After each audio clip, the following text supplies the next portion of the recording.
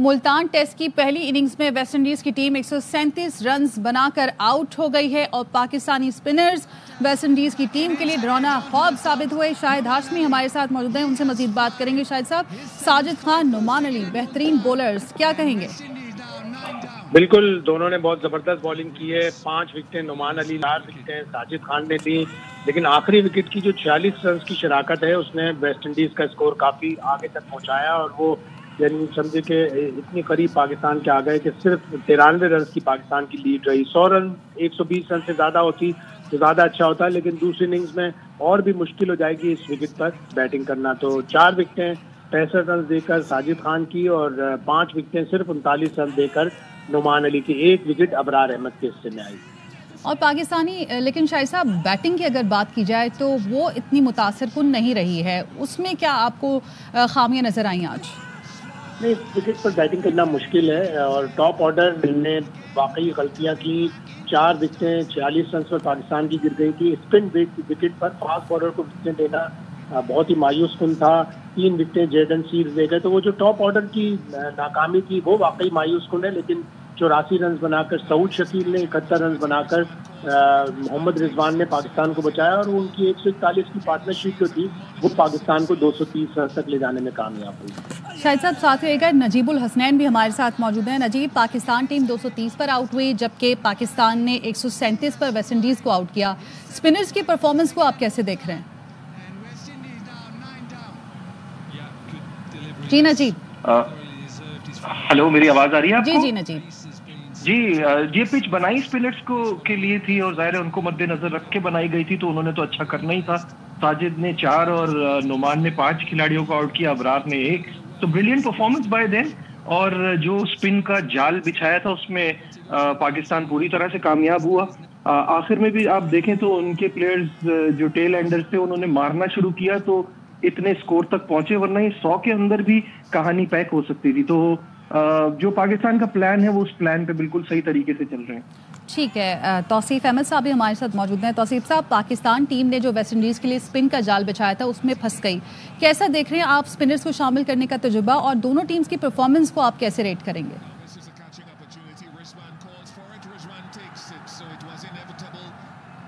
जी तौसीफ साहब। मुझे आपका सवाल नहीं आया। तौसीफ साहब, आपसे दोनों टीम्स की परफॉर्मेंस के बारे में पूछ रहे थे और स्पिनर्स का जो तजुर्बा था वो कैसा रहा। पाकिस्तान ने जो स्पिन का जाल बिछाया था वेस्टइंडीज के लिए वो कैसा साबित हुआ? दोनों टीमों में डेफिनेटली जो है पाकिस्तान जाहिर अपनी कंट्री में खेल रहा है। और दूसरी बात यह है कि जो आपने जाल बिछाने की बात की है बिल्कुल किया और उसमें वो फंस गए और यकीनी तौर पे एक जबरदस्त परफॉर्मेंस है। प्रेशर बॉलर्स पे यूं परफॉर्मेंस दे चुके थे, इसलिए और ज्यादा प्रेशर था कि भाई देखें एक दफा ही दी है, वो पिच ऐसी थी, वो पिच ऐसी थी। तो दोनों ने जबरदस्त अपना काम किया और इनएक्सपीरियंस है टीम। ब्रेस्ट के अलावा उनके पास 5 या 8 10 टेस्ट मैच खेले हुए हैं, इससे ज्यादा नहीं। बट जाहिर है अपने मुल्क की टीम जो भी भेजता है वो अच्छी टीम भेजता है, लेकिन आउट क्लास किया पाकिस्तान। और थोड़ा सा वरीड हूं कि पाकिस्तान की बैटिंग पे अभी भी जो पहले 4 आउट हुए हैं, एक डेब्यू भी आपने कराया है, तो वरीड हूं कि भाई अगर ये 2 मिडिल ऑर्डर रन्स नहीं करते तो फिर क्या होता। तो हम बैटिंग में तो वहीं के वहीं मुझे ऐसा लगता है हम खड़े हैं, क्योंकि इतनी एक्सपीरियंस बॉलिंग नहीं थी उनकी और स्पिन उन्होंने किया, आउट भी किए। लेकिन आप 3 आदमी ऊपर से उनके एक जस्ट फॉर मीडियम पेसर से तीनों आउट हो गए। तो उन्होंने होमवर्क किया हुआ था आपके ऊपर, जो भी बाबर या जो भी स्टेप में आउट हुए हैं पेसर से। तो ओवरऑल अगर देखें तो परफॉर्मेंस हमारी बहुत अच्छी है, लेकिन फिक्र मुझे पड़ी हुई है अपनी बैटिंग की। लेकिन तौसीफ साहब, आपको क्या लगता है बैटिंग पर तवज्जो क्यों नहीं दी? इससे पहले भी काफी तजुर्बे किए हैं, काफी टेस्ट मैचेस खेले हैं, तो इस बार भी बैटिंग पर फोकस नहीं किया? नहीं, फोकस है, आपकी तो पूरी टीम खेल रही है ऑलमोस्ट, बस आपने हुरैरा को जो है वो इंक्लूड किया है, उन्होंने परफॉर्मेंस दी थी। तो जाहिर है हम भी यही कहते हैं कि भाई इज्जत दो जो डोमेस्टिक क्रिकेट को, और लोगों ने भी परफॉर्मेंस दी हुई है। ठीक है, आपने खिला दिया, अब उसका फर्ज है कि वो खेले, उसको रन्स करे। डोमेस्टिक क्रिकेट में आपने अगर किया है, पर माफ कीजिए, मुझे डोमेस्टिक क्रिकेट भी मैंने बड़ा फॉलो किया अभी इस दफा।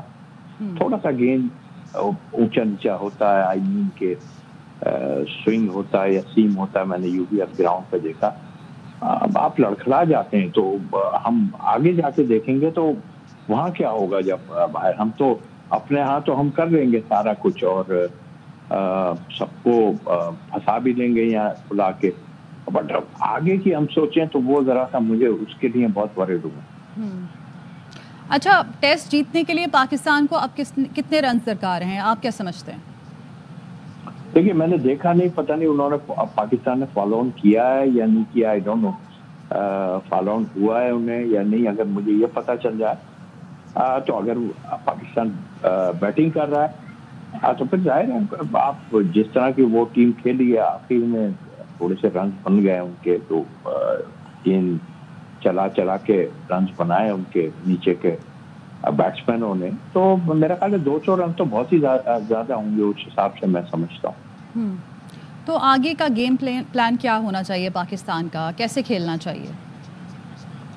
देखिए, अभी ये मैं थोड़ा सा वो देख लूँ, पता नहीं आपको न्यूज आई है वहां से या नहीं कि फॉलो ऑन पाकिस्तान को वेस्ट इंडीज को फॉलो ऑन कर दिया है या फॉलो ऑन नहीं हुआ, ये जरा सा पता चल जाए तो फिर मैं अभी तक तौसीफ साहब इस बारे में मालूम नहीं हो सका।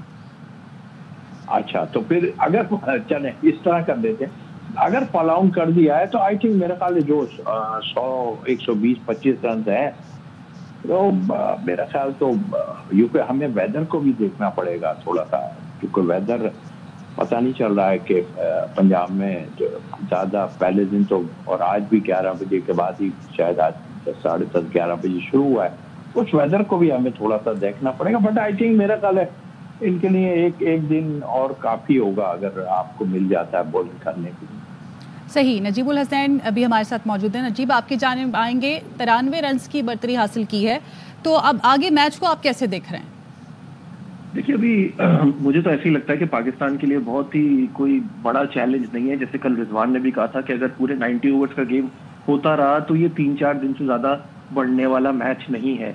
लेकिन यहाँ तौसीफ भाई ने बहुत अच्छी बात की है और मैं इस बात से 100% अग्री करूंगा। ये जो आपने एक फॉर्मूला बना लिया है ना, ये टेम्परेरी बेसिस में तो समझ में आता था कि आप आने वाली टीमों से अंडर प्रेशर आ रहे थे। आपने एक इस चीज को तोड़ने के लिए आपने अपना एक फॉर्मूला बनाया कि हम रैंक टर्नर बनाएंगे और यहाँ बाहर से आने वाली टीमों को स्पिन के जाल में फंसाएंगे। बट इसकी वजह से देखिए, अब जैसे उन्होंने कहा डोमेस्टिक में भी प्लेयर परेशान हो रहा है, आपका बैटर बाहर जाके कितना स्ट्रगल करेगा, आपका तेज बॉलर कैसे डेवलप होगा, आपकी ग्रोथ आगे क्या होगी।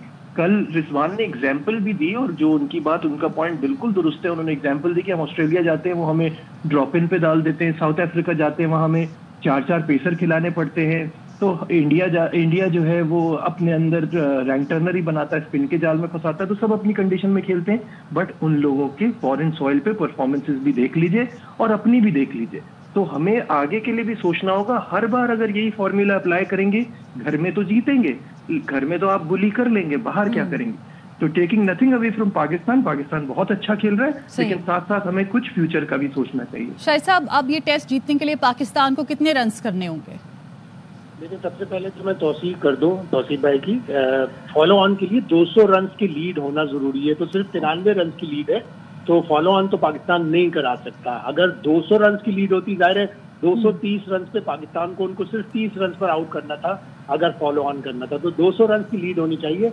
5 दिन के टेस्ट मैच में, 4 दिन के टेस्ट मैच में 150 रन की लीड होनी चाहिए। तो ये तौसीह हो गई कि फॉलो ऑन नहीं हो सकता वेस्ट इंडीज को। पाकिस्तान सेकंड बैटिंग करेगा और इस विकेट पे टेल एंडर्स ने वेस्ट इंडीज से बताया कि यहाँ पे एग्रेसिव खेलना पड़ेगा, इसलिए कि बॉल इतनी टर्न हो रही है। अगर आपके डिफेंस बहुत ही अच्छा है तो आप डिफेंस करेंगे। और जहाँ तक नजीब की बात है, वाकई ये बात ठीक है कि पाकिस्तान स्पिन पिचे बनाकर यहाँ तो जीत लेगा, जब बाहर जाएगा तो उसको प्रॉब्लम होगा। लेकिन अभी ऐसी सिचुएशन पाकिस्तान की आ गई कि एक टेस्ट चैंपियनशिप में हम 6ठे नंबर पर आए, एक टेस्ट चैंपियनशिप में हम 7वें नंबर पर आए, इसमें हम 7वें, 8वें या 9वें किसी एक नंबर पर आएंगे अगर हम ये दोनों टेस्ट जीतेंगे।